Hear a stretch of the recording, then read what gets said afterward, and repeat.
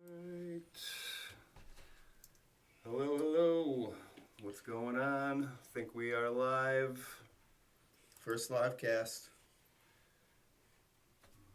Uh, bring up the logos. We're missing Ben right now, but hello, everyone. Welcome to Gigs and Rigs. First episode, live stream. Live streaming. Yeah. We've entered the chat. Yeah, podcast, if you will. We are doing the thing. We've been working really hard to get here, so thanks everybody for supporting us. Thank you everyone who's liked and supported the channel and who's posted us all over all the message boards. Seriously appreciate it. What were we just saying? We've been doing this less than 6 months, right? Yeah, right around there. Maybe a little bit more now, actually, or Close. close. Yeah, June, July to like right now. So it's March now. So We got 12 episodes. And if you haven't watched all the episodes, go watch them again. Give them lots of comments and likes and stuff. It really helps the channel. yeah. And this was just a conversation. Yeah, we just wanted to get one going, get something in the can, talk about the local music scene, what it's like to be in a local band, the struggles, the trials, the tribulations. And then also this stuff. This is a whole nother animal, having to right. be on social media all the time and Correct. work in all of these aspects. Turn yourself into a internet celebrity, if you will, Yeah, like put yourself out there. what a crazy thing. Yeah, I mean, so I don't know. A lot of people on the internet always say like, our generation, like the older millennial, centennial, whatever type of generation. We had no internet coming up, Yep. nothing of that sort. No, the digital age kind of dawned on us in like high school and as we kind of came older.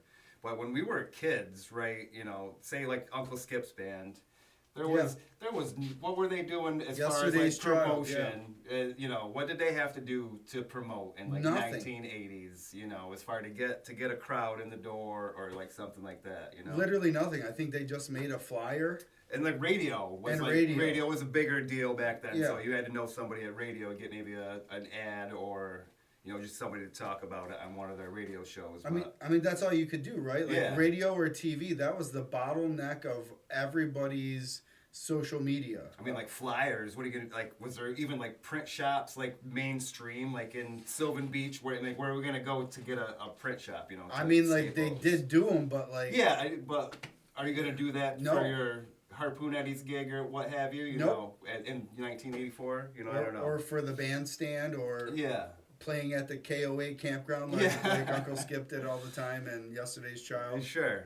So yeah, it's just a different animal from when we were kids to you know where it is now. You know, it's you have to learn so many different Yeah, skills. so you know? let's talk about that. Let's talk about how being a musician nowadays, especially like a self promoting musician, you have to wear 10 times more hats than you ever Yeah. thought. Going into music now is not just the thought of I can be a bass player, I can be a drummer, I can be a guitar player, a singer. Now it's like, yeah, no, that's the easy stuff. Right. That's the least of your worries. That's the least of your worries. Now we have to go into the whole, do you know how to like create platforms? Do you know how to post? Do you know about algorithms? Right. Like, and as Gen Xers or Zennials or whatever letter we're at, we have to factor in all of that stuff. And there was no tutorials when we started doing this stuff. No, God no. And YouTube is an amazing thing because you can learn so many things on YouTube now. Some of it's wrong.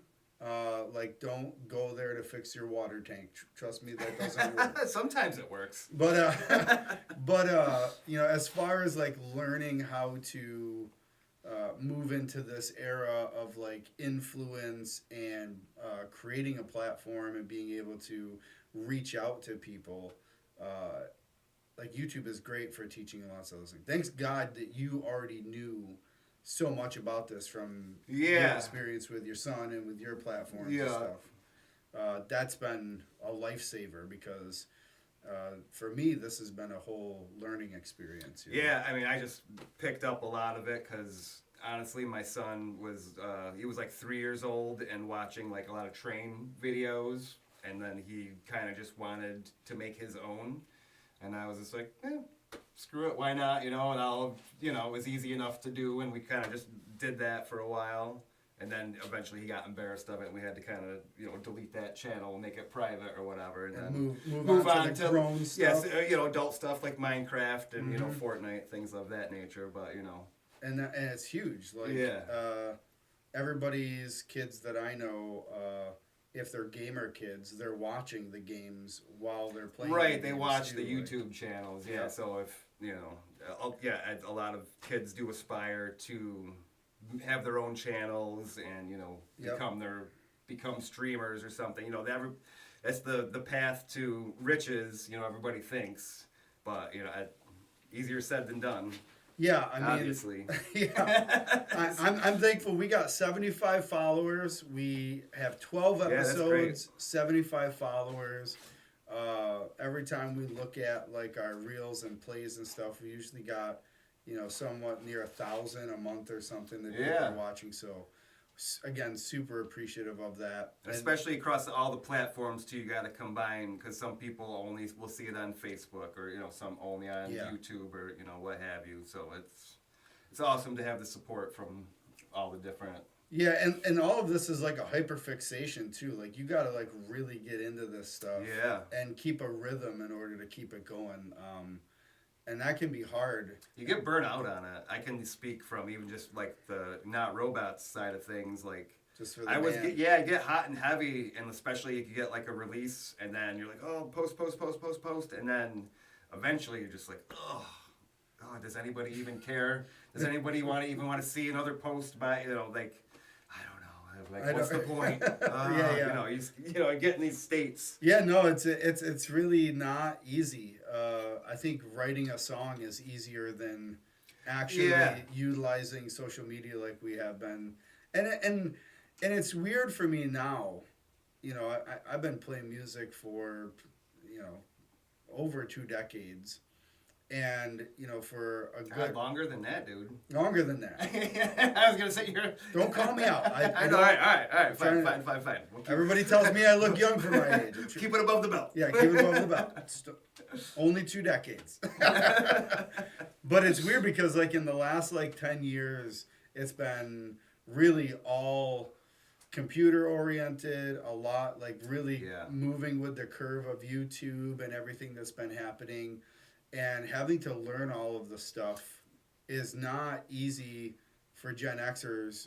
There's no classes. You're not going to go take a workshop at MVCC or something for. We're even thinking about like the bedroom recording aspect too of you gotta learn all of that. Oh, do you want to like record in your garage and like you record all the drum mics and put all that into Reaper or to Reason or Pro Tools, whatever you're using, you gotta kind of figure that all out. And that was a whole nother experience.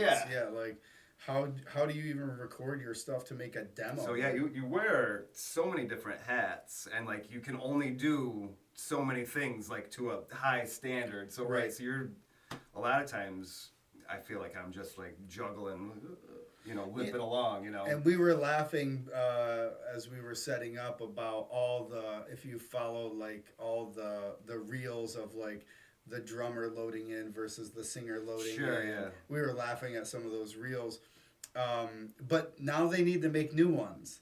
Like they need to make new ones that are like the singer creating all of the posts for the entire week. Yeah. After the show, like I know a lot of the times after we play a show, and especially if we've hired someone like our buddy Jim Poole to take pictures, I then the next morning wake up with my coffee and I'm editing photos. I'm putting together stuff. Yeah. I'm getting ready to recap that show. Get a couple posts out. Get a couple posts out. Yeah, absolutely. And like that's like every day. That's like every day. And sometimes I just feel like even on the weekends, you feel like you're working, as a musician. Sometimes, Like even if you're just playing music with the boys, like okay, you got rehearsal scheduled, but you need to get out 5 posts before rehearsal. Yeah. Like you just worked all day on Saturday. Well, plus too, and then maybe you also have to work on your own part for an upcoming song. Absolutely. Or like we're writing a song The or new this stuff, or that. yeah. I gotta learn this part for whatever. So it does. There's just more. There's always a job to do. Yeah. Unfortunately, right? Which is like again like not the way that I think when we were younger looking at music, like we were thinking none of this was part of the equation. It was you create a rock band, you get famous, and everything goes great. Sure, right. You get signed. You get the band, you get the girl, you get signed. Yeah. You get the tour. That's the idea. You sell the record. And then you just live happily ever after. Buy mansions and cars. Addicted to heroin. Hopefully you recover from. You don't kill yourself. Yeah. Yeah, and then you make a new recover. album. Yeah, see the out of rehab album. Yeah. I mean, the reunion tour. I mean, solidly, that's exactly Eric Clapton's whole career. Sure. And like his best-selling album was the one after he got out of rehab in Jamaica, and he cut that album with "I Shot the Sheriff" on it. Oh, sure. But then you even go to the Unplugged, and you get so many levels even after, right? Right, like it just it feels VH1 storytellers. It feels like they keep moving the finish line for any musician who had aspirations when they started. Now it's like you have to be YouTube famous before you get signed, which is real. Which is real. That's what a lot of people are doing now. Like people are getting signed. Not based on their music a lot of times, but based on their fan base and followers and hits. And if you have that and you have decent music, most likely one of these record companies or something is going to call you up and be like, hey, we'd like to sign you. Sure. And that's actually how a lot of people are doing it. And that's why you see so many musicians just busking on live streams and stuff all the time. Yeah, it's the way to do it. I mean, I think even that is like a little less than it was maybe 10 years ago. I don't know if you know this band. They're called Carmen. It was not really a band. It was a guy and a girl. It's like a pop act. But they had got famous from making covers. It was like a keyboard and the singer. Okay. And they would make a cool little cover of, some 90s hip hop song or whatever and make it Okay. kind of their own or whatever. They'd make all these covers and then they got kind of famous and then got a record deal. This is, like I said, this is maybe even more than 10 years ago, like 2007-ish maybe. Wow. Music videos were almost still, dying still at then, but they were still a thing. Yeah. Fuse TV. There was a couple of channels that still had music videos, so I mean, they caught the end of it. But I don't know. Yeah, I mean, what the secret sauce is to get in, like, mainstream type of thing. I have no clue. we were just talking about that earlier too. It was like, Meta just changed up the new way that they're going to prioritize content, and it's like, I know that because I was researching it and I'm following people who are doing that stuff Right. like you are. We're constantly watching all these people do it in real time and trying to figure out what's working and what's not working. But I guess the real conversation is does it hurt you if you don't utilize social media? Depends what kind of band you are, I guess if you're like a blues type band that just your bar owners and you kind of have your circuit, maybe you don't need it. Why are you looking at me like that, dude? I wasn't even, I'm not even, I really wasn't even talking. I was talking, couldn't even say a name off the top of my head, but I was thinking more of just like an older, Just straight blues, like, kind of band. and maybe blues isn't the right word, but classic rock or whatever, just like you got your circuit and maybe like Skip's band, back in the day kind of, but I know there's bands like that still exist in the day. Yeah. But they know their 4, 5, 6 bar owners, and they do their They 2 play shows, their- a couple times a month for make the circuit. And Right. So does it actually hurt you if you don't have a social media presence? Like, Then they probably do. I mean, I'm sure a lot of those bands still have their Facebook and stuff and Sure. all that. but I mean, like, if they're not like posting high quality content, Right? Are they just posting the event page and stuff like that more than that? Probably not. They're probably just posting like, oh, here's the event. Here's a picture. This weekend we're playing, right? And I'm not gonna call out anybody in particular, so don't take no offense if this is you. I This promise. is all of us. But like the new little trend of like the AI like cartoon like band pictures, like we gotta stop that, guys. All right, Yeah. I would rather draw like stick figures than do this like AI slop bullshit. Like come on, guys, we gotta do better. I don't like it. I don't like seeing it. I don't like seeing it. Yeah, it doesn't make me happy. It doesn't fill my soul with like goodness. Go pay a good photographer. I'd love that too, right? Everybody would love that, but even if you have zero money, like somebody's got to have like one of the good phones. Like the phones have like the best cameras. Like The take iPhones, that, yeah. or like I said, just draw a damn fucking stick figure. Have your kid draw something. That's more inspired and soulful than this Yeah, absolutely. slop. You know Absolutely. what I'm saying, Yeah, a lot. It's become the AI thing is such a huge hot topic. We should do like a thing. Yeah, that might be like episode 2, maybe. That'd be a good talk one, about perhaps. the AI stuff. But yeah, I mean, like I like you said, you can get burnt out doing all of this stuff. I mean, even the stuff that we're doing, like, it's fun to go interview people at their shows. Yeah. And get them. I love it. I'm so glad that we actually pulled the plug and we did this, and that we're out there interviewing bands. And so if you're in a band, I don't care how good you think you are or you're not. Yeah, dude, reach out like on one of the channels, any of the avenues, comments on YouTube or Facebook or I'm sure you got an email that you have the email up that Gigs and Rigs. Yep. At Gmail, so just email that and Yeah, hit us up because we want to do more and more of this stuff. We're also interviewing venues too because right now it's very apparent that music is struggling. If you don't know, bars and musicians are struggling. Yeah, I mean, because people are struggling. Obviously, the economy is in the gutter, and a lot of people just don't have the extra funds to. Right.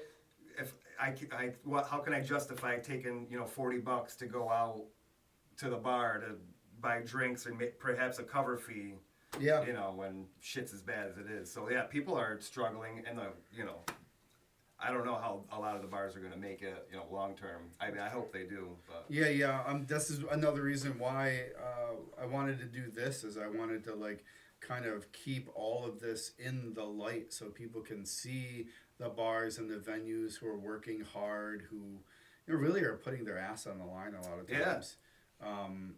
So I always appreciate all the venues that are doing live music.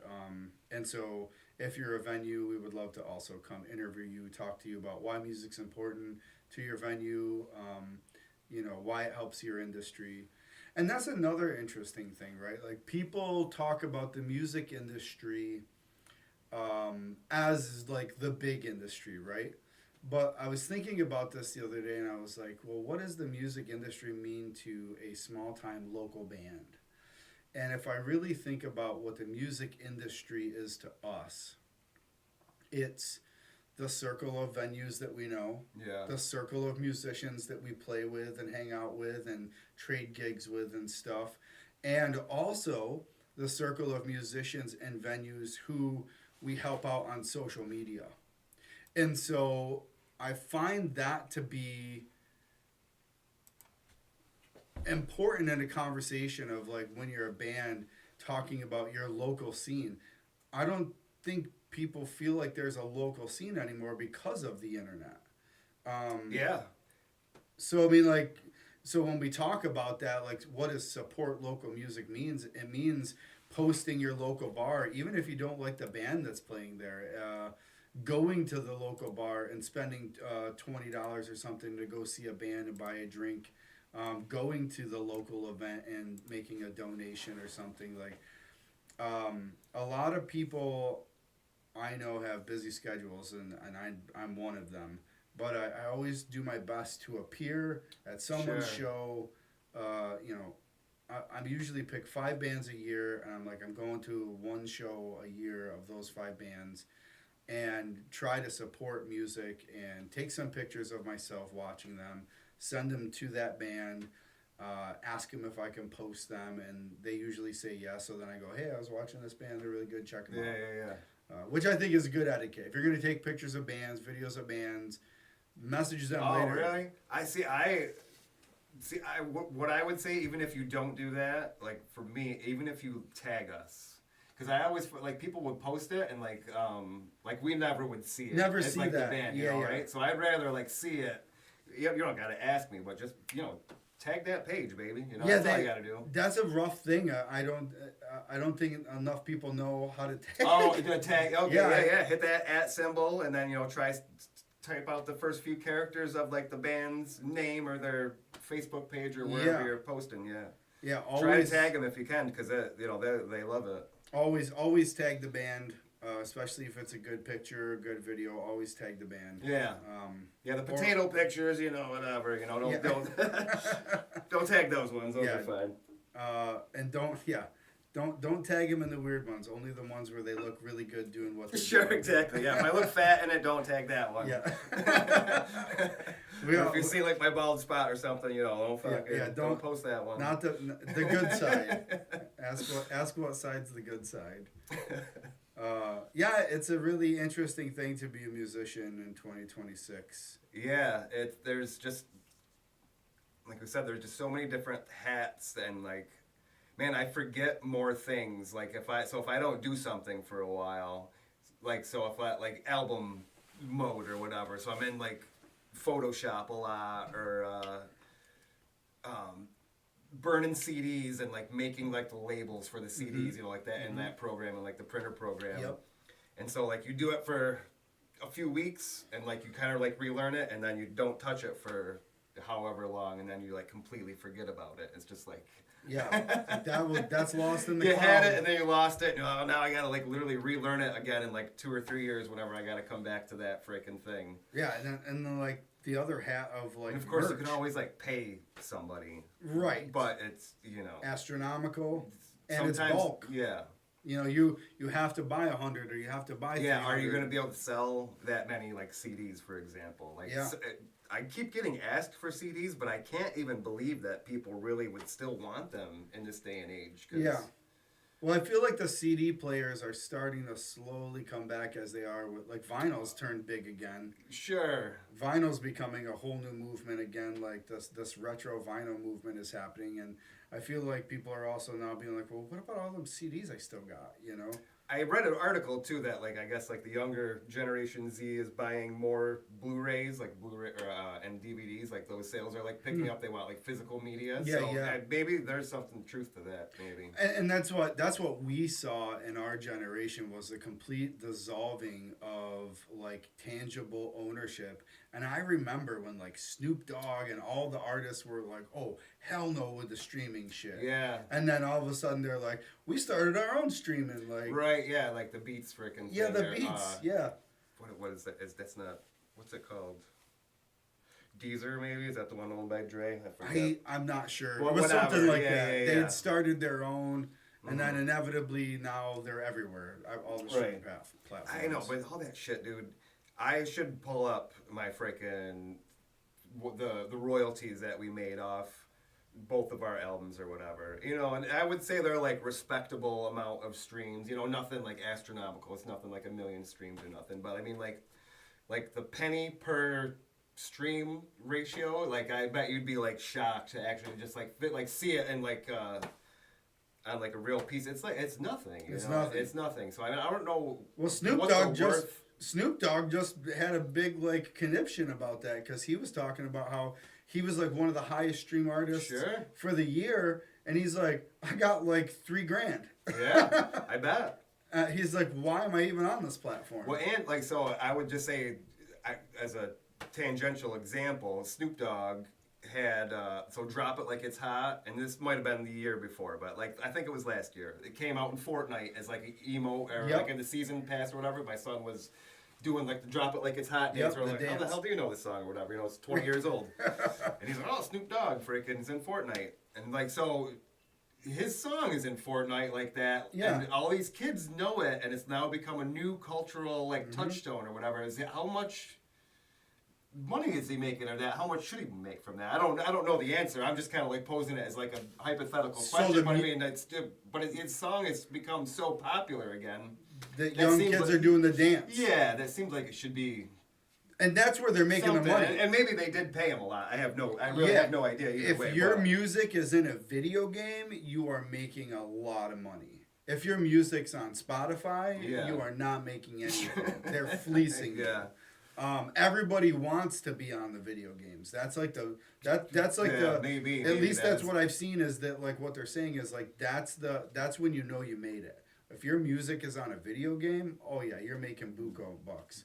Because every time it streams, every time they play it online, every time that pops up, they get that royalty. Well, I know it was. I remember like Aerosmith saying famously that Guitar Hero. Guitar game Hero made them was- so yeah, rich. that was They the made more money cash off cow. Guitar Hero than they did in their whole life of Right. touring. He said. Yeah, I was like, what? yeah. That had to be lots of. But I money. think that day is come and gone. You know, of, Yeah, of yeah. the music game and all that type of thing. So. Yeah, such a strange era. And again, like we're talking about the big leagues, right? But Sure. Yeah. we're in the small town band situation. Like, how does this stuff work for us? It's such a strange thing to navigate these days. Well, so if the bars are, you know, I don't think they're like drying up necessarily. I think there's like a danger of them possibly going away just because of economical situations, like people's pocketbooks aren't really speaking to going out. And like, here's another like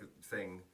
Our band is an original band, so we don't really just play out like often enough to get a gauge on this. But like, how many kids, like, how would you, like, under 30, how many people of under 30 would you see like out at the shows and out at the bars? I feel like they're just not. It's not the same. It's not. I don't think that the young people are kind of like going out as much. But I do think that the music is starting to bring more of that in. Unfortunately, we're also in the age where like we have the hardship with the bars, but we also have the big bands that you want to go see. Ticket prices are $300. I know. Like, And like you see like the articles I'm sure about the alcohol sales declining and stuff. So Yeah, that yeah. also impacts the bars. Absolutely. You know, that all kind of goes in conjunction. But then if you have like there are some local bars, some of the ones that we play, that they do fairly well with bands because they have a good pay rate, and they also are known to have live entertainment. So people now go there every week because they know there's going to be a band. And I think that kind of helps out some of the bars. I mean, let's be real. What's the bar's prime directive? It's to sell alcohol and sell food. It's sales. Right. And the band is supposed to be somehow helping that. Right? Should be, right. That's really our job, is to help Sure. alcohol and food sales. Yeah.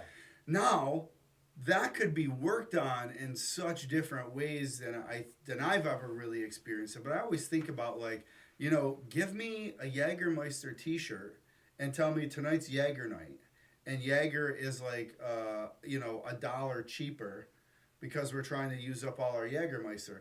Give the whole band Jäger shirts, and then we will factor that into our performance. We will stop 2 to 5 times and be like, Jäger shot, right? Like, how much better could it be to work with a band in that way to help alcohol sales? Or, you know, give everyone free food in the band before they go on, and take a video of the band eating food and be like, how do you like it? Like, I can't eat before I go on. What the fuck? I don't. I normally don't either. But like, yes, I know you're exactly. But still, yes. I think that's a singer thing, because the bass players are always. I know, yeah. Bass players are always eating. Drummers are always eating. I can't be over there sitting there shitting my pants for, I ate all these chicken wings. Yeah, you know. The chicken wings were great, but now I need 3 breaks. Yeah. But I mean, there's so many things like there's so much, I think, with music and bands that could be utilized more, that just don't get utilized. There's not a lot of good communication between venues and bands. We could be working together in so many better ways. I feel like that might be more of like maybe it's more of like a rural versus like a bigger city type of thing. That sounds maybe. like something that must already be happening. Like your Jägermeister example, that I feel like that must be happening somewhere in. I used to work like at Miami or Yeah, wherever. I used to work at like Labrador Mountain, right? I worked at the ski resorts, and they always had the Jaeger girls, the Budweiser girls come in. They always had, all these things. So while everybody's done skiing and drinking, I don't. promos are happening. But yeah, also if you go down to Virginia or South Carolina and you go to the beaches, Margaritaville, they always got some kind of promo, right? Right. Like, Yeah. and they're pushing the promo, and so if the band is able to help push that promo, again, it's just the cohabitation of the band and the bar working together to reach the goal of making more sales, right? Right. It's a strange industry for us, I guess, where we live, because it's not as much like that, because there's not a lot of resort destinations. No, and it's been decimated over the years, like as far, there once upon a time there was a lot more places to play. It's very interesting to be able to say that in my lifetime as being a musician, I remember like Utica being like this massive hot spot. And then like Captain Trips and things like that. And then in one Electric year Company it felt and like shit it that, switched to Syracuse. And then like a couple years later, Syracuse kind of went down, and then Utica came back up. And it's interesting to see the scene of bars that we've played in our lifetime, rise and fall. I feel like that's like always going to be the thing, because there's always somebody who is inspired to open a good venue, have live music, and do something cool.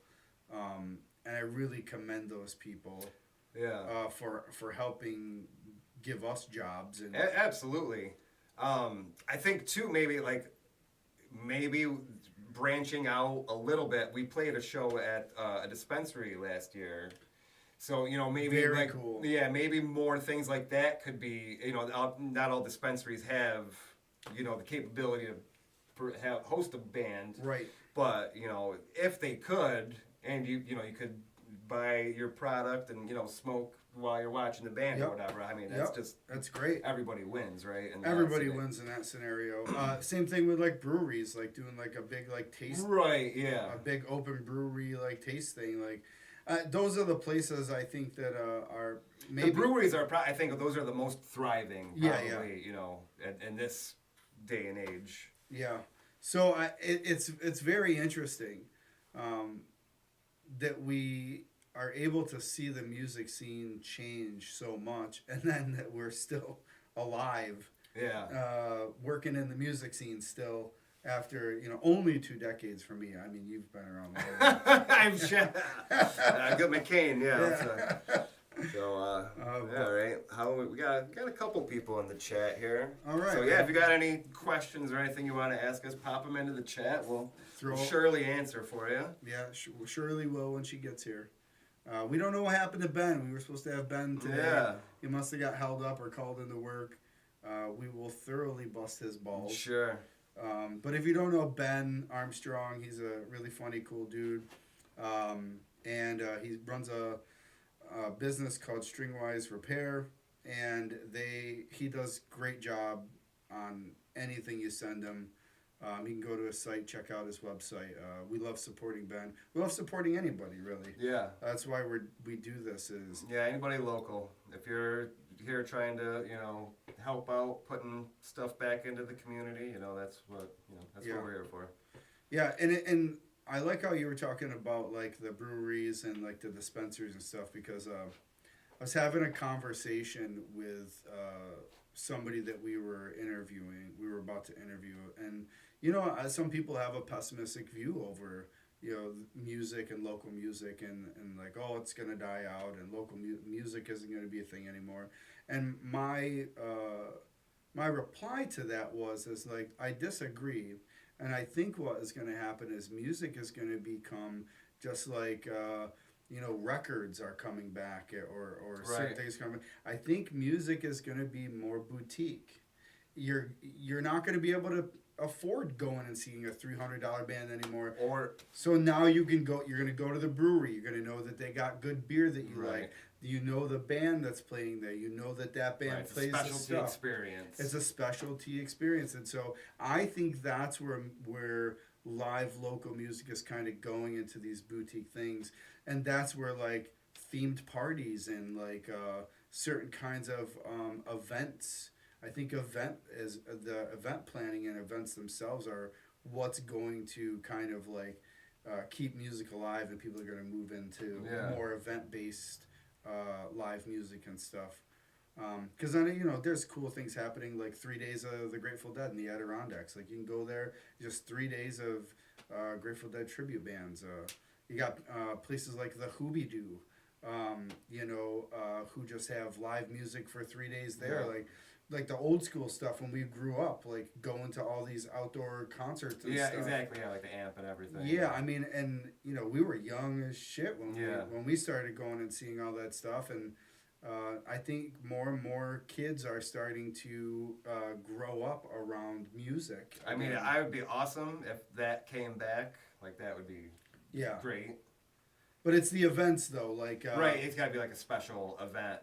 Everybody goes out for New Year's Eve mostly. Right. Everybody goes out for Christmas, Thanksgiving, Halloween. Like these are all normal events. But I think too, a lot of it comes down to, always price, obviously. Right. So I think like take Catstock for example. We're both playing at that coming up. Yep. But that is free for the community, and like last year, that so many people just kept coming in and out. Just that place was like packed all day, pretty much. So I think if you can swing more events like that are as free as possible. Obviously, how much setup does something like that take? Months and months and months, and donations and time, and a lot of people are giving a lot of work themselves, goes into something like that. All the bands play for free.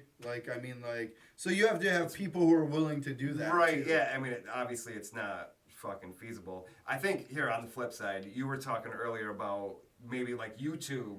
Having your band play a YouTube show almost. Yeah, yeah. Maybe that is even an avenue that might be usable in the future, as far as like here you might not be able to afford to come out and see us, but hey, maybe you can throw $2 in the super chat on YouTube or whatever. Well, so in like this the tip jar for whatever. And well, here and this is like where like now we're talking about like So now you're a local band, and so now you look at the world differently. So now you're looking at the world as once a year we do a live thing from the studio that everyone can watch for free. Right. Everyone can comment what their favorite Right, song exactly, is. yeah, You yeah. take a request. That's a really cool thing, right? And you saw a lot more of that during COVID obviously. for sure, yeah. And I think that was great, and I think it's still a great, useful tool. But you factor that into your, I don't call it a tour, but like every year we have you have anywhere from 15 to 30 dates that a band Right, may yeah, play. you have your list of shows. So now if you play 20 gigs and you do 3 live streams and then 2 kind of boutique performances, what I mean like that is like something like Animals for Animals or Right, yeah, okay, sure. or Like Cat Stock whatever, or the thing that you guys are about to play this Saturday, right? Right. Like anything like that. So you're factoring in like so many different kinds of performances, and where I think bands shine the most is doing their own thing. yeah. Right? Like a band shines the most is doing their own thing, being comfortable. But a lot of the stuff we have to do now as bands is not our favorite thing. Right? Like, Wow, yeah. playing with 10 other bands, not my favorite thing. No, I mean it's like fun, but would you want to do it like every weekend? It's If that was your tour schedule, right. like, You got to get your shit on, get your shit off, freaking. Yeah. Get on as quick as you can, get off as quick as you can. Yep. It's like in 10 minutes sometimes they Yeah. want you out of there. it's freaking. it's hard. Yeah, it's very hard and stressful sometimes, but It's sometimes it's worth it. yeah, The exposure alone can get you 5 more gigs. right. And sometimes that works out. I like to think of like a lot of these gigs like Cat Stock and Animals for Animals, and like half the other benefits we do is like, that's kind of like, I feel like we're giving back. Right, exactly. I that's how I always feel. I'm not too. donating out of my pocket, but I'm donating the Yeah. band's time. I do have this one thing that I can kind of do, and Sure. people seem to appreciate it, so I will Yep. give it to you, free of charge. Absolutely. So you can, whatever. And hopefully Hopefully that helps. out of that you get some pro photos and a couple good videos of your band playing that you can utilize Yeah. for a couple weeks, Yeah, I mean that's like all icing on the cake. You know, Yeah. But yeah, if you do that's get that. but it's interesting like that, like now as a musician, we'll recap everything we've been talking about. Now as Yeah, a we're still musician, great on time. We only got 45 minutes. oh yeah, we're doing good. It's like, so it's interesting. So now as a local musician, your local scene is all the places that you can play that all the local musicians that you trade gigs with and hang out with and play with. So that's your scene, that's your music industry. And then part of your local music industry is also your social media. Your social media presence. How much presence you have on social media. And then on top of that, factoring in doing some multi-band events for free. And then now possibly doing a live stream from your rehearsal space, right? Right. That's a lot of work. Yeah. That's one band doing so much work. Yeah. And let's be real, who is the person who usually does a lot of that work? Well, The singer. The singer. Yes, true. But sometimes Joking. the other members do help out in other ways. Absolutely. Or Reposting, Yeah. helping to push it out there. Yeah, the whole band's involved. I just like to. yeah. Everybody bags on the singers on those Sure. Instagram reels. So Yeah, they like, do. I So know. we have to bring back the. Well, shit, but I mean, like, if the Restore the singer's got his balance. own gear, like, sometimes the singer's just bringing a little microphone. But That's I mean, it. sometimes the singer's bringing, the guitar and an amp and, a Keyboards. keyboard or whatever, mic stands, Synths. this, that. But Yeah, that's a well, lot. you're bringing a lot of shit, too. We got, like, 2 little amps, that whole little stack, Yeah. A lot of a foot pedal board. Right, that's yeah, your way pedal too board, big. freaking. I've tried this. I tried to bring it down, but I just don't feel cool enough with a small pedal board. I don't know. I think I'm going down to nothing. I found a couple really nice patches on the Katana, and I think that's just gonna be like clean, dirty, and then a separate delay pedal, and then I might do the Echoplex and the tuner, and just call it a day.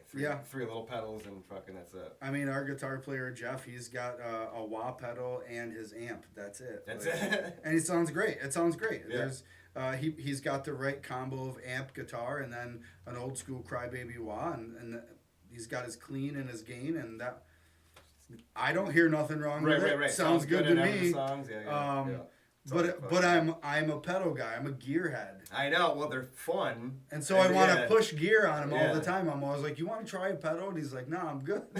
I'm like, it's like trying to get him hooked on drugs. Yeah. Like, have you ever used a Leslie pedal before? And he's like, "No, and I don't want to." I mean, dude, I could sit there with like the digital delay and just make it do like the freaking out of time, freaking like Yeah, yeah. like for like an hour probably. Yeah, all and day just long. not even get bored, freaking. It's like Yeah. so much fun. Yeah, all day long. Add that, and then like a little bit of like a chorus effect or something, and now it's like doing something completely spacey. Yeah, and and just just sit there for days. Yeah, yeah. That's how pedals got me. There's probably a little bit of cannabis involved in those days. Yeah, well, I mean, there's obviously that is probably Yeah, happening. that's- I oh, mean, this sounds so obviously. cool, Oh, man. You know, well, since Ben ain't coming, why don't we space out a little bit into a more centered frame? I wonder if Ben's just standing outside right now, like. No, I don't see another car out there. No. Oh well, we lost Ben for the day. That's all right. We plan on doing more of these. This is our first one. This is our trial run. We hope you guys are enjoying us just talking shop. We wanted to talk about what it was like to be a local musician because that's what we do. We come, we interview local musicians. We've had some really fun people this year. Yeah. I mean, 12 episodes, and we've had some great stuff. I mean, your drummer busted out some awesome. Yeah, I was gonna say relics. the episode from the band room where we got Ryan and then Mike. That was Yeah, fun. That man, was a they lot, had some. lot of shit. Yeah. They had some good stuff. Jay Schnitt was. I'm a big fanboy for Jay Schnitt. Just Yeah. in case anyone doesn't Yeah, know. it was awesome. His little setup with the drum and the tambourine This- and like all that What going did on. I say to you right before we interviewed him? I was like, I'll bet you $5 that thing's called a suitcase drum. And I asked him in the interview, and I said, what is that thing called? And he's like, I don't know. It's just a suitcase drum. It's a suitcase that I turn into a drum. And I was like, I think I won the $5. Yeah. It's That a was it. suitcase drum. But yeah, so Jay Schnitt, that was a fun interview. I mean, so many fun interviews. I think we've had more drummers than guitar players at this point. Maybe equally. Yeah, equal, I think, because we had Ricky and then Ben, and then his partner there with that really nice guitar from his band. Remember that wooden finish? Oh yeah, I forget I don't even remember what the brand was. But it was so. his fucking buddy nice. made that. So those It were was a handmade, right? those Okay, were high-end custom made yeah. from a guy from the Adirondacks. Yeah, that shit was sexy as hell, dude. Yeah, and so we had so many cool. It feels like we've been doing this longer. I don't know why, but it feels like it's been like a whole couple of years. We've been doing it. It really hasn't. No, yeah, not even a year yet. So Yeah, so thanks for supporting us. Like the YouTube channel, subscribe. You guys don't have to get the updates, but subscribe to it so that we keep getting beefed up. Because every time we get a like, every time we get a comment, yeah, comments always help. I'm sure I was gonna makes say, us more visible. Share us with your friends. If you got a buddy who plays in a good band, who's got some weird and wild gear, we want to see it and we want to film it. So definitely send them our way. I know I don't know about you, but I've had a bunch of people friend request me on Facebook. Oh yeah, yes, I have, yes. And they're clearly all musicians. None of them have reached out yet. So if you're one of those new people, Right, yeah, you're around the area. Like, yeah, come on, let's get it done, man. yeah, let's get you on camera. We'll come out to the gig, and if that's really hard, then we'll come to your rehearsal space, as long as that's cool. Yeah, sometimes that works out better for some people, honestly, because all your stuff is right there, and then we can just kind of come before your band practice or whatever, and Yep. chit chat quick and show us all the fucking gear. Did I tell you that we got flagged for the first time ever on YouTube for not complying? When we interviewed Jim Hool from SOL Productions. Oh, you didn't take out that section of the Billy Joel song? I refused. Oh, you refused? I didn't back down. And you know what, buddy? We won. Oh, yeah? We It was a won. cover. It was a cover. Yeah. So We, if you didn't see the SOL Productions lighting company interview with Jim Hool, a good friend of ours, go check that out. It was a really cool interview. Yeah, absolutely. He's doing some lighting for our band this year, and he's doing lighting all over the place. Yeah, Like, pictures for everybody always. he'll be doing photography at Catstock this year again. But check out that interview with Jim. One of the short videos I made had the band playing in the background, and they were Billy Joel cover band. They were really so good, really good, but they weren't like exactly like the album. Like they were, but they weren't the album. There was no way that the freaking stupid computer could be like, oh yeah, that's the album. Come on. I mean, like. But that's what happened is YouTube's algorithm flagged the video because it had like a 2-second clip of them playing, and they were like, well, you use the remastered version of Billy Joel's whatever. Testament to the musicians, obviously. Absolutely. That your musicianship was so on good point that you got flagged for the real version. Yeah, AI thought that you were the remastered 2008 version of Billy Joel's obviously, song. Hats fucking off to you, brother. Yeah, so I fought the claim, and we won. Yeah. Oh. So we don't have any points against us still. Good. Our license on YouTube is clean. I don't think it would have been points. I think it would have been ineligible for like monetization. Yeah. The Facebook pages are now getting into that sphere.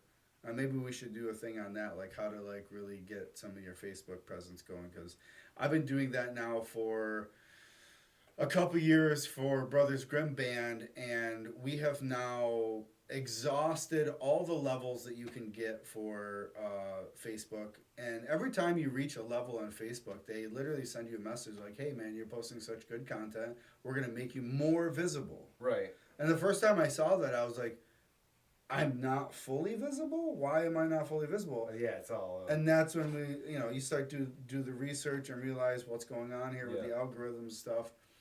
But Brothers Grimm Band page is doing really good because we've done all those. We've exhausted all that. And now they've offered us monetization, which I refused because I'm not trying to make money on Facebook. It's a very hard thing to do if you're going for the influencer situation. Right, I was gonna say, what is the content that we're putting out on that page, right? It's probably mostly like show announcements. It's like, oh, here, check out this song, Yeah, it's reels, it's events, it's pictures, but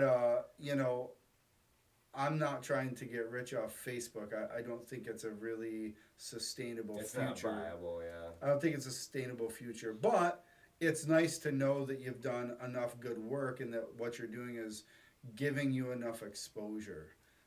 I left TikTok. I pulled the band off TikTok because, just personal reasons. I didn't want to support TikTok. So the only really platform we use now is YouTube, Facebook, and Instagram. Right. And it's shown that those are the 3 biggest platforms to be playing on. TikTok actually dropped. Yeah, after their buyout. Their buyout, they lost like hundreds of thousands of people. Yeah. So Instagram's still going strong. Everybody's still on Instagram. Yeah. And actually, Gen Xers our age, they use it more than anyone. And they're saying that there's going to be a day where your kids are older and you're on a hike and you're posting pictures on Instagram. And your kids are going to be like, what are you doing? You're going to post it on Instagram. Like, dude, that's so weird. Like, why? We don't do that anymore. There's going to be a day where, like, you're still posting and your son's like, Dad, stop. We're on a hike. Like, forget about it. Well, thankfully, I don't really post like that. So. Yeah. So it's been an interesting journey so far with Gigs and Rigs, and we have some cool things coming up. We have some... Yeah, we got Rocky Fiola coming up this week. We're going to interview him, so that'll probably drop in shortly, next couple weeks here. Pretty fast. So, if you don't know Rocky Fiola, go check out his page. Super psyched about interviewing Rocky because the best part about Rocky is he donates, I think, 100% of his money to charities. Yeah, it's really awesome. Whatever he does musically, if he gets paid, he sends it to the charities. And maybe we'll have him on for a live cast. We're definitely going to interview him this Thursday. So he's the next thing coming up, episode 13 with Rocky Fiola. Watch out for that one. That one's going to be pretty cool. We're going to go down to the live open mic night that he hosts at Blind Squirrel and catch him before everybody starts jamming out. Yep. That's always fun. I've been down there a couple times. It's a really good turnout, really good time. If you're a local musician looking to just jam some tunes in the area and you're around Oneida, I know people are coming out from Sauquoit and from Pulaski now. Like it's got a nice little thing going on. So go down and support the Blind Squirrel open mic night with Rocky Fiola on Thursday nights. I believe it starts at 5. So if you're in the neighborhood, go down and toss a tune out. But yeah, so Rocky's next on the list. Yeah. And then and Adam Mannion from Mike Powell and the Echo Sound, reached out to my drummer here, Mike, a few weeks ago. So he had some interest in doing an interview. So we're gonna get him on here. And we talked to the 443 Club out in Syracuse. They've had an interesting musical journey, and we're in the process of setting up an interview with them and going and talking to them about their venue. Their venue is absolutely beautiful, and they're doing all kinds of shows there. You can do shows there. They cater. They do all kinds of stuff. So, and she's got an interesting musical journey. The people who started it have really been through the rough. And there's a couple places. Maplewood Events, they're about to reopen back out in, I think they're in Fayetteville or Liverpool. If you don't know about them, they were doing open mic nights and then full-on booking bands, and they ran into lots of issues because it's inside the hotel. And so they ran into lots of issues, but now they're rebuilding, and I think they moved it, and they are rebuilding and about to get to the point where they're going to be doing open mic nights and more live bands again. So. Oh yeah, I mean, open mic nights used to be fun as fuck. I wish that was more of a thing, so we could, because that kind of fosters new development, obviously. Yeah, and there's really there used to be.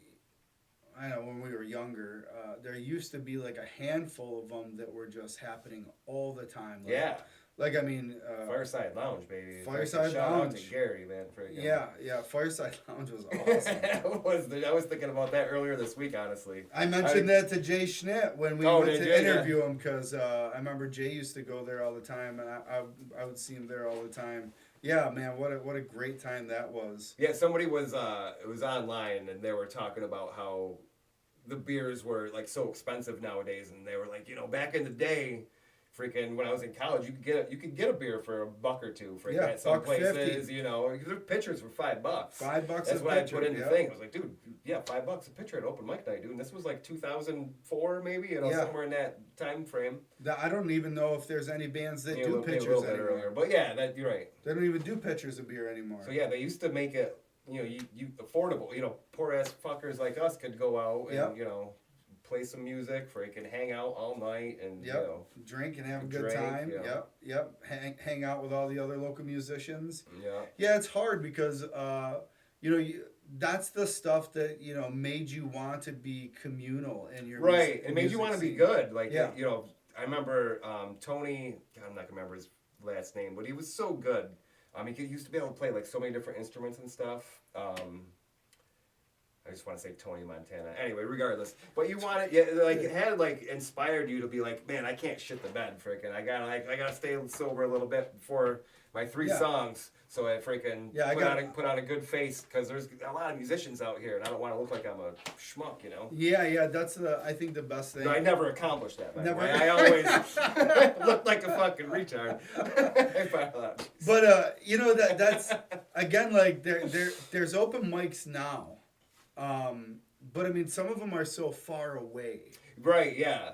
And it's like, I guess we as a community of musicians, we have to figure out how to make our little scene in our areas work better.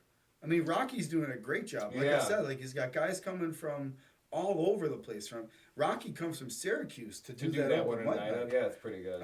Right in Oneida. So yeah, I mean, What? So Joey's Tavern is newer, right? Yeah. What's going on? He seems to have a lot of bands out there. Like what? I don't know. I thought you guys played there. We didn't play there. Oh, I apologize. We went out. We went out and saw. Oh, you saw somebody. We out saw there. As If. Okay. Because Mike E.T. was E.T., playing. our bass player, was filling in with them. Like saw like Moose is playing out there. Yeah, a lot of people are playing So at I'm like, Joey's I was Tavern. like, that's cool. He must be into music at least because he's having bands out there pretty. Yeah. regularly, So it seems, Joey's so. Tavern, I don't know much about it. It's a little bit of a small place, Small, yeah, okay. but they're having music, and like this is kind of like I guess how we all learn.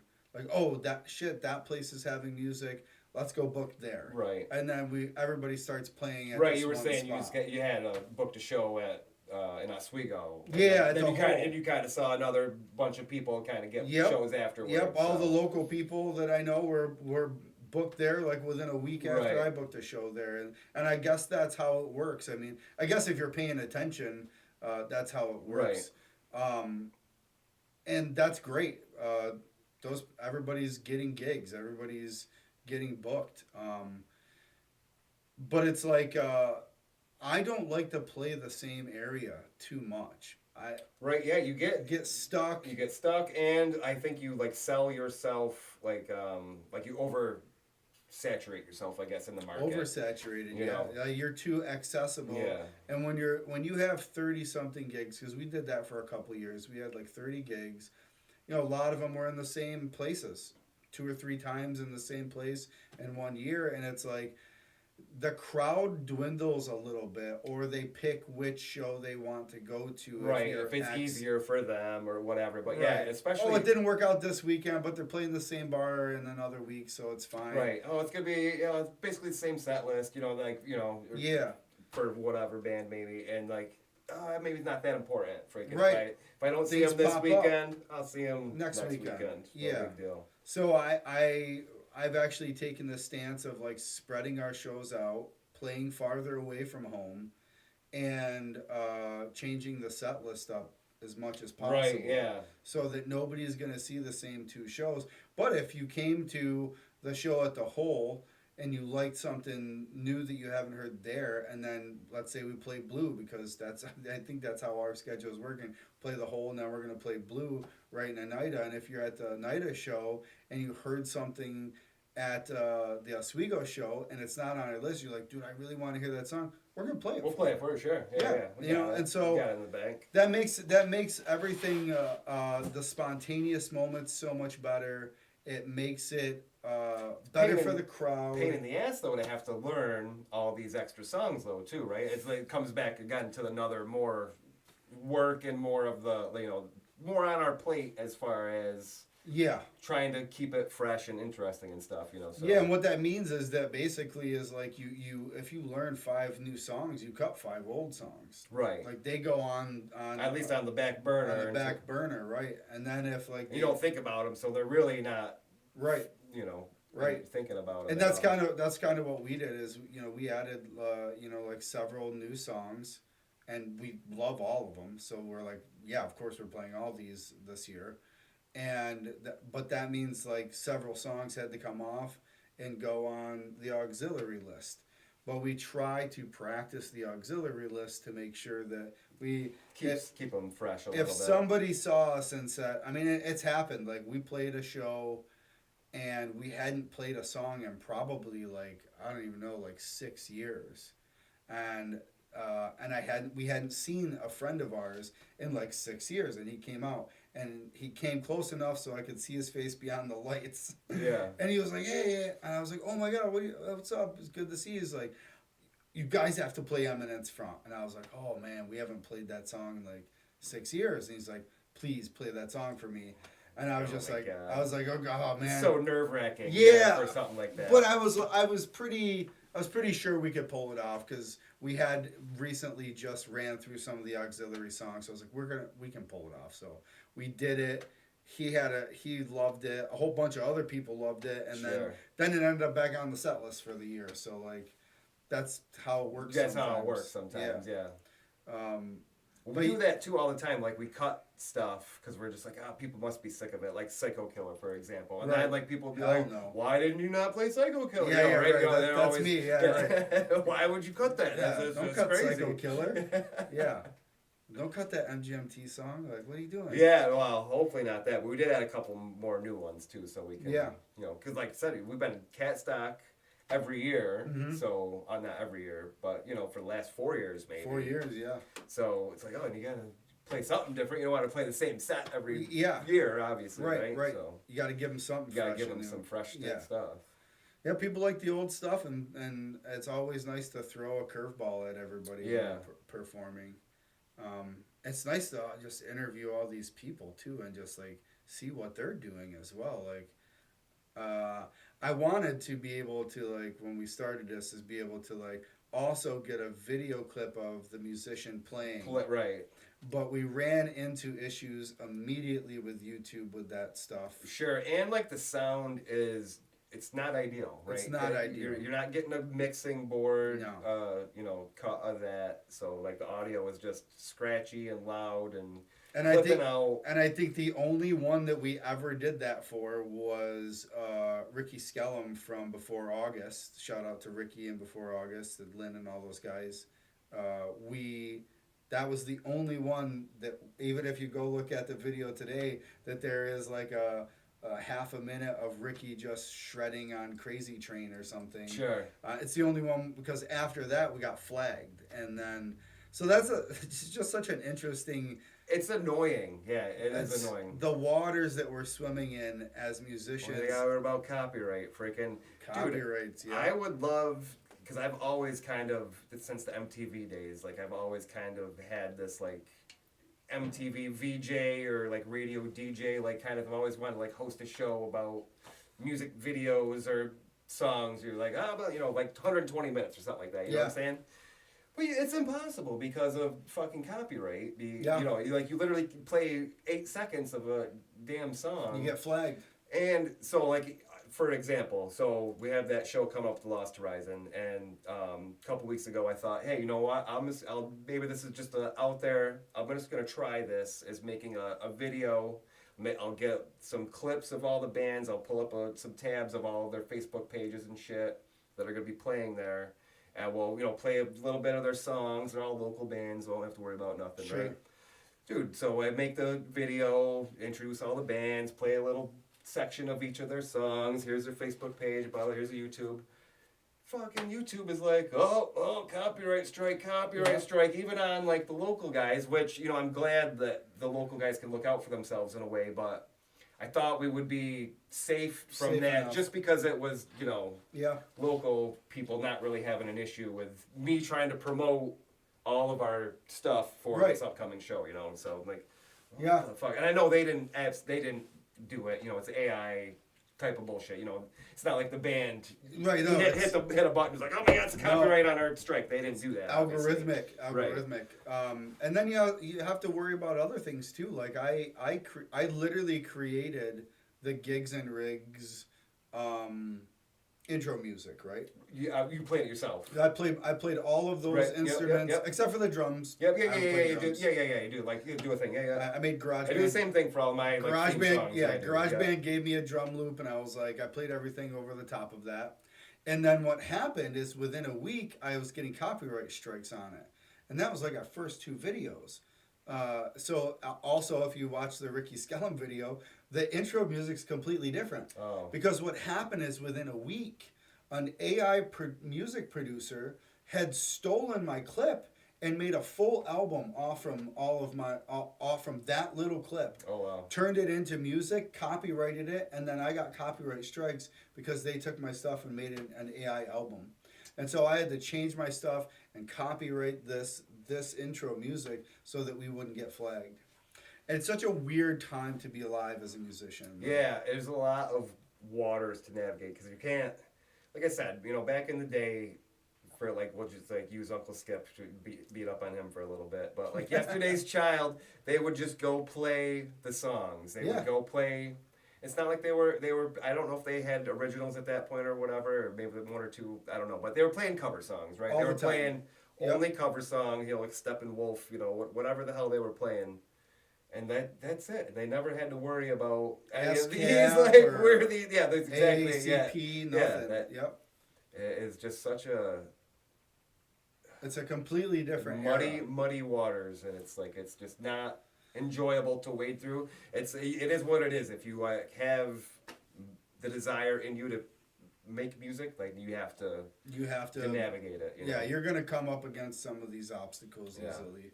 Here, I really have to take a bathroom break really fast. Can you bullshit for 2 minutes, or we can? We can pause for a second if you want. Or, Yeah. How much more time we got? I don't know. We're still live. Anyone said anything yet? Oh. Well, yeah, bunch of emojis from Mom. Just- Okay. Yeah, I can bullshit for a second. All right. Yeah, we'll go for another 20 minutes or something. So now it's just me. Ben and Adrian are both on, and so now it's just me hanging out here, and we created all of this. Gigs and Rigs is a fun side project for us. As musicians, we don't have to go play the music. We can just go talk to all the musicians out there. So again, if you have a friend who plays music, who has some cool guitars, cool amplifiers, cool foot pedals, or just even weird ways that they do stuff, that's the best stuff ever. Let us know. Tell them they should contact us. We want to come out and interview them. Also, vintage stuff. Our last episode 12, we had Mike Chandler from Not Robots, who plays with As If and Modern Rewind and a bunch of other bands. And he had some amazing vintage drums. And so vintage is always on the plate too. So cool gear, cool setups, and vintage gear. If you got any of those things and you play in a band. Don't bring your damn Squire. We don't want to see it. No, I'm kidding. Unless it's really modded out. Sometimes there's a cool Squire. Like Brandon has a neat little Squire, for example. So, Really? Yeah. He plays like Poltergeist, the song. He uses that. It's a Nashville tuning. Okay. The Squire, and it's he put like a little Velcro to a little keyboard on the side. It's got a bunch of little like funny little. I have seen him play that. He uses that every time for Poltergeist. Yeah, right yeah. now. So it's like a. I was wondering what was Velcroed on it. Yeah. Is it like a little like little Casio type keyboard or whatever? No Yeah, kidding. he wants to try to hook it into the pickup or whatever, and I was like, I'm pretty sure that we can do that. Yeah. Call Ben and he'll hardwire the whole thing in there.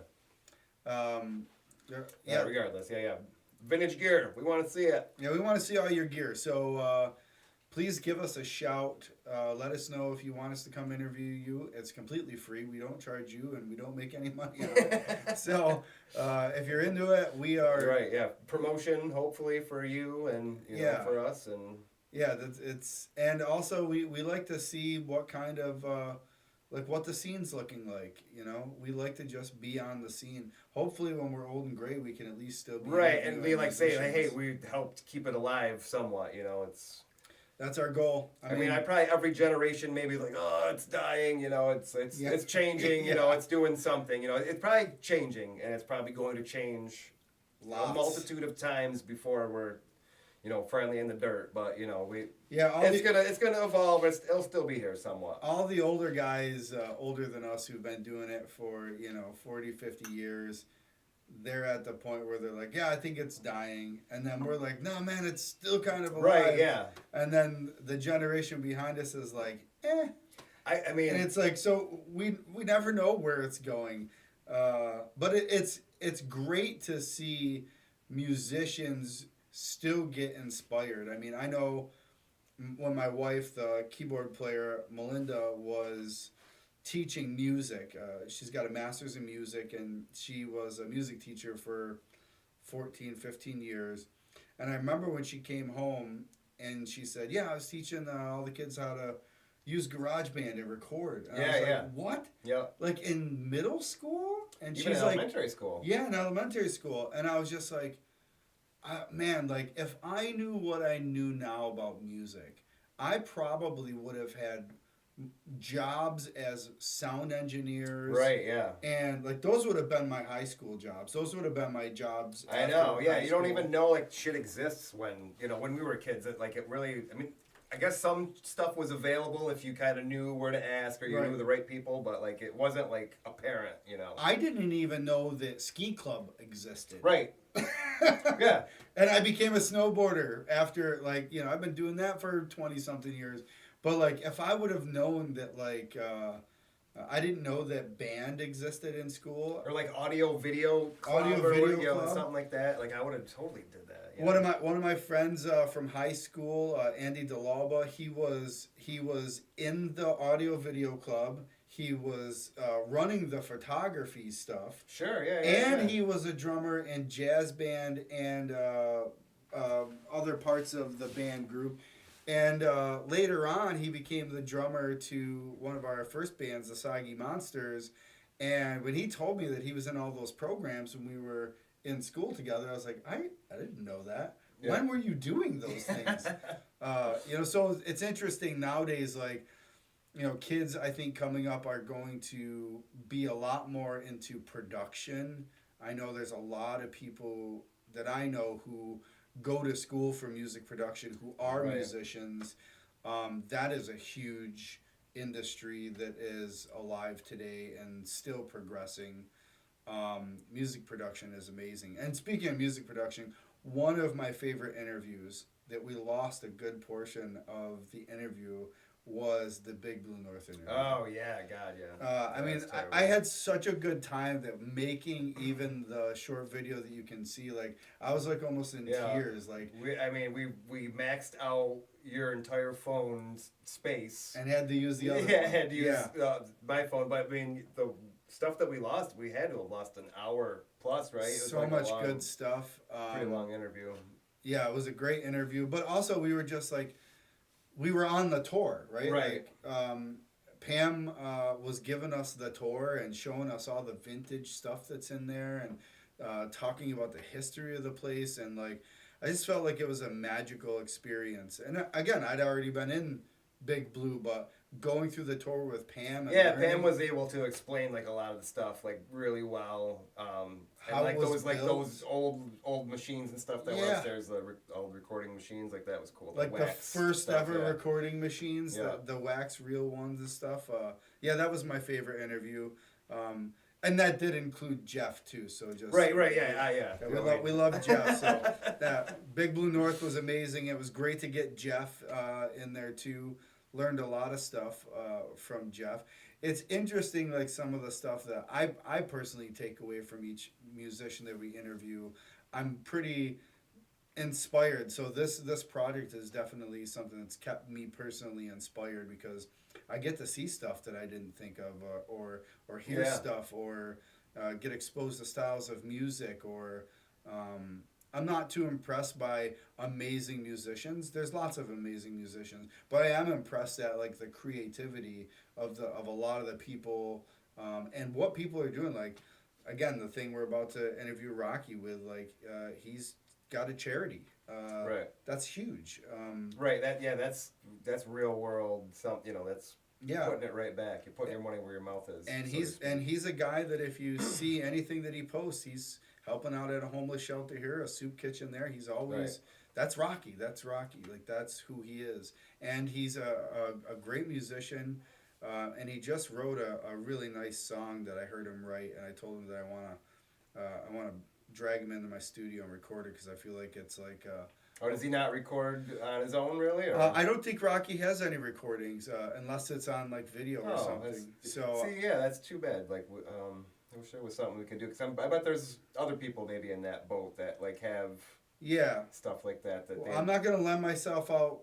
No. I'm Yeah. not saying to lend. I'm not. But even, I I'm am- just saying more of just a kind of thought that they're Yeah, I wish there was maybe there is. If you know about a studio that lets people come in and just record one free song or whatever, or something crazy like that, or work scholarship or something, let us know about that because we will definitely spread the word. But Rocky, he put out a song, and anytime I hear something that I really like, you know, I'll message someone and be like, hey, do you have this recorded? Because you should record it. Right. Yeah. And he just wrote a new one around Valentine's Day that I thought was phenomenal, and so hopefully we'll drag him into the studio. Yeah. Definitely should, because with YouTube and everything else, you know, you might as well let it live forever. You know, Forever. even Posterity, right? yeah, somebody today might not, you know it and appreciate it as much, but you know, who knows, in years down the road, somebody might find it and Yeah, the best thing about might speak to them. And yeah, who knows. best thing about creating music is you have no idea how much your music helps people. You may never see, as they say in the old Taoist, you may never see what that tree grows into, but you should still plant the seed, you know? Oh yeah, 100. Yeah, And so when you're writing music and you're putting music out there, you don't know how. plant a tree that won't sit in the shade of. Yeah, you or, won't know, sit in the whatever. shade of, yeah. And so, like, you know, music's the same way, in my opinion. Like, if you're writing original music, you know, record it, put it out there. Don't even care if it gets all the likes, but just record it, put it out there. You never know whose life it can change or help. It's such a powerful thing. Mm-hmm. It's one of the only reasons I'm still doing it, is because it's powerful to me to listen to music and have it affect me. And it's great when I can just play and perform music and have that, like, you know, help people's day out. Even if it's just, you know, during these strange times, to give someone a little bit of relief, a little bit of joy, and some, you know, some peace of mind. You know, so it's worth it to record your originals and put them out there, even if you don't think they're great. Yeah, I mean, I would say, especially if you have something, I guess this example sounds like it to me. I'm not saying that this is exactly what it is, but I wrote this song and it means a lot to me, and I have it and I play it out a lot, but it's not recorded anywhere. I'm like, you gotta put it you out. gotta put it down on something and then Absolutely. slap it up on the internet. You know, come on, that's the Absolutely. bare minimum. Yeah. You know. And now you can do a lot of stuff. I really like Bandcamp, is my favorite thing right now. Sure, of course. Yeah, Bandcamp's free, obviously, and like they give you back a lot of the profits. But the only people that go to Bandcamp, the only people are musicians or people that are like very hardcore into music. You know? Normies are not going to Bandcamp to buy music. But that's fine. You can still send your link everywhere. You know. right. You I can, don't. I think a lot of people are like, oh, Bandcamp. If they don't know what it is, like they're not gonna click there. on it. You know. Yeah. I've had more success, I feel, with. It feels like the Apple, like as far as like the sales, and we have not had a lot by any means or whatever, but it seems like more through Apple. For So whatever it's through worth. iTunes and Yeah, stuff, yeah. like, so that you've got more exposure. Yeah, for through whatever it's worth, for whatever, more actual money came through Apple. I think our next one, we're definitely going to talk about AI music.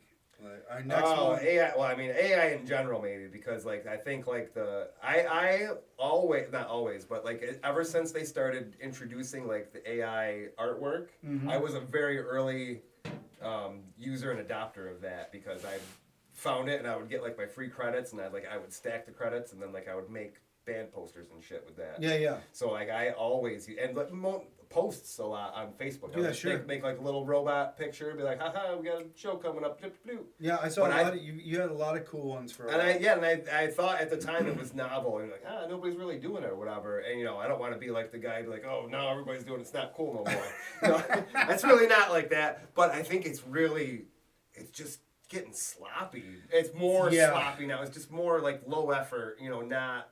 Yeah. You know, not engaging, doesn't like stir anything in your imagination or your heart or anything. You know, just like, you know. Yeah, I mean, like our logo here is not AI. It's literally was created by hand in like a program. Right. Where I had to pick the font. I had to do all the Right. Took hours and hours Right. to put it together, and then to make it into a video, it took a little bit of time. And Yeah, I try to stray away from it now, honestly. yeah, it uses a. I don't want to get too into it, but Right. because We'll save it for like its own topic. But or one whatever. of the things that gets me a lot is that like everybody has a music app that they're using to listen to music to, whether it's Spotify. For me, it's YouTube Music, because that comes with your Apple or your Android device. Yeah. But now what I've noticed is that when you go to, like I'm making a list of certain kinds of music and just listen to them a lot, saturating myself because I'm trying to turn out a certain kind of song quality. And what I keep hearing these songs that come on that sound really good, but then all of a sudden I realize it's an AI song. And not Oh. only is it an AI song, it's an AI album and it's an AI artist. Yeah. And so now what's happening with all of these streaming platforms is they're pushing AI music Right, because they make more money. because off of it. they're making the money off Yeah. from that. And they know exactly what you like Right. because of your algorithmic status on their Right. music platform. Sure. And that's the thing that is really like kind of grinding my gears is Yeah. that like I'm sitting here jamming to real musicians and then going Yeah, and all clicking of a on their sudden you albums. get this one pumped in. That's Yeah, and it's good, and I'm like, oh, I freaking like this, but I'm just like, something's weird about it. I know it's AI. I can Yeah. tell. Like nowadays, I've heard so much AI music that I can tell that it's AI. Right. There's parts that I know a human cannot sing like that. Right. Right. Yeah. Yeah. And The yours, like- changes are too extreme. Yeah, or too whatever. extreme, Yeah. right? So. That's what we'll do maybe on our next live stream. We'll bring in someone. Yeah, We'll talk some AI topic stuff. or something. Yeah. Because that's really just a big thing, and honestly, it's a big problem in my personal opinion. And everybody might have a different perception. I think especially in like we're talking about music obviously on this channel. Gigs and Rigs is mainly music. What's going on in and about music community, and that is a giant thing. Like like you said, there's AI artists. Like I'm guilty of myself of using like AI artwork or whatever. So I mean this is a very big topic in the community. Obviously, yeah, and I mean like, and then I guess as always we bring it back to like how does that affect the local musician? And you might think as a local musician it doesn't affect me. It does. If you're posting all your stuff on all these platforms, right. and these platforms are prioritizing the AI artists that they've created because it makes more money, then you're getting less seen by your community. Yeah, you're not getting promoted. Yeah. And maybe even like the artwork in a sense too. I mean, like people used to just draw, and then they used to pay them Yeah. to draw your album cover for you or whatever. you Yeah, so know? the Brothers Grimm logos are all made by an artist, a local artist named Sarah Price, and she does work for all kinds of things, even New York State maps and trail systems.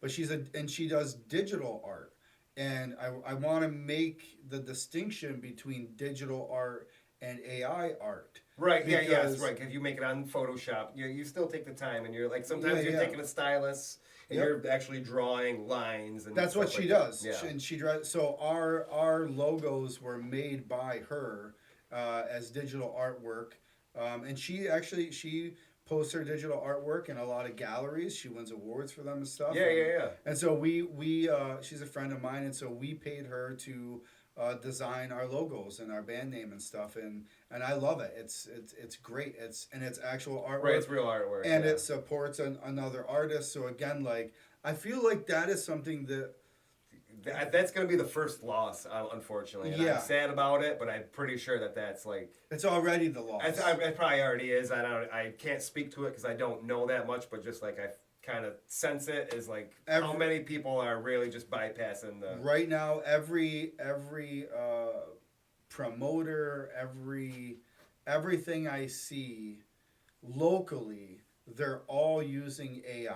Yeah. And again, I don't think you're a bad person for No, using AI. yeah. Like, please don't take offense to it or whatever. But yeah, I would just like what I would say maybe is just like be aware of it and like Yeah, and maybe not the greatest thing long term for it's everyone. not helping everybody. Right. Right. It may help you in your limited. Get you a time post frame. right now. You get a post out the door right now, but like maybe long term, it's not going to be the Yeah, and answer. And like if you go to a concert nowadays, they're selling concert posters again, and those are posters that actually were made by somebody legit. They Drew designed. by an artist. Yeah, I mean, so some of my favorite bands they're selling their posters now. Yeah.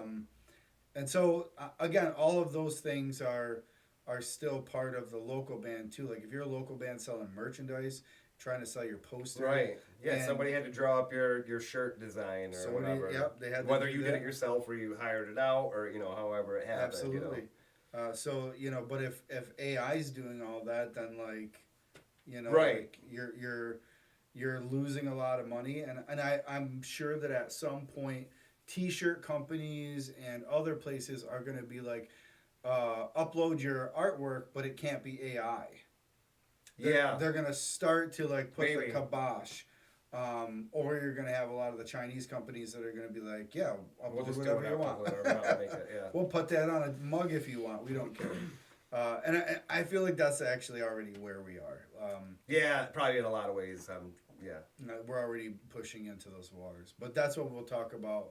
Next time we'll talk about AI music in the industry.